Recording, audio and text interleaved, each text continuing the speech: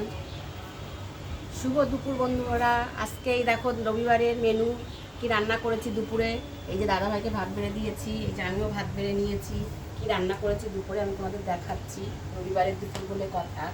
এই যে উচ্ছে ভাজা করেছি, এই যে স্যালাড, শসা টমেটো কেটে নিয়েছি।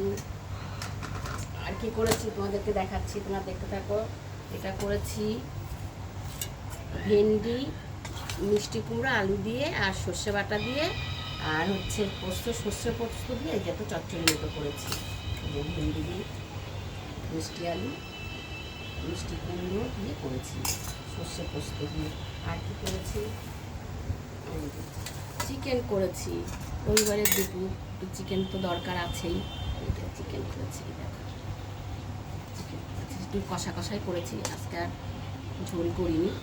আর করেছি সবশেষে দেখাচ্ছি কি চাটনি করেছি, অল্প করেই করেছি টমেটোর চাটনি।